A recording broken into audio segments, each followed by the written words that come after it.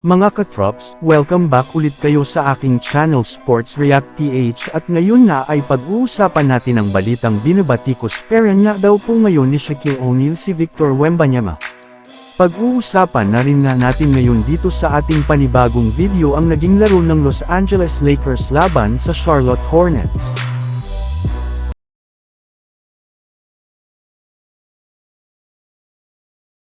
Kahit man nga mga katrops, nananatili ngayon ang San Antonio Spurs sa ibaba ng standings ng Western Conference ay malaki pa rin nga ang tsansa na makaangat sila dito lalo pat unti-unti na ngang nag-improve at nagmamature ang performance ng kanilang batang bigman na si Victor Wembanyama.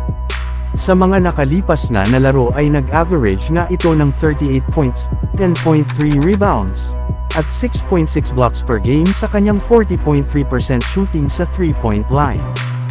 Pero sa kabila ng nakakamangha nitong performance sa kanyang pangalawang taon sa NBA ay duda pa rin nga sa kanya ang NBA legend na si Shaquille O'Neal. Ayun nga sa naging pahayag nito sa media, wala nga daw siyang bilib sa mga ginagawa nitong three-pointer dahil dominante nga ito ay pagtutuunan nga nito ng pansin ang pagtatala ng puntos sa ilalim ng basket kesa tumira sa long range. Mas marami pa nga daw ito nagawang three-pointer kesa dunk. At kung ipagpapatuloy nga daw ni Wembanyama ang ganitong klaseng playstyle ay wala nga daw siya dito mapapala.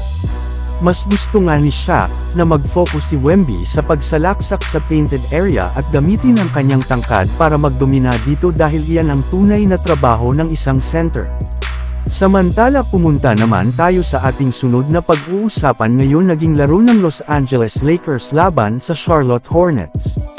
Kahit man nga mga katrops, nahirapan ang Los Angeles Lakers na manalo sa kanilang game laban sa Charlotte Hornets sa muntikan pa nila dito na pag-choke ay nagawa pero naman nga nila dito na manalo sa score na 112-107 sa pangunguna nina Anthony Davis na nagtala ng 42 points at 23 rebounds, LeBron James na kumuha ng 22 points, Austin Reeves na nagtala rin naman ng 17 points, Max Christie na nagtala ng 10 points. Nag-step up rin naman nga dito ang iba nilang mga players kagaya na lang nina Dorian Finney-Smith na kumuha ng 6 points at 5 rebounds sa kanyang 3 out of 4 shooting sa field goal kasama na dyan ang kanyang poster dunk kay Miles Bridges sa clutch time. Nagpakitang gilas rin naman nga dito si Jared Vanderbilt na gumawa ng 4 points, 2 rebounds at 2 steals sa kanyang +3 na efficiency rating sa loob ng 13 minutes na playing time nito. At dahil nga sa kanilang pagkapanalo ay umakyat na nga sa 4-game ang kanilang win streak.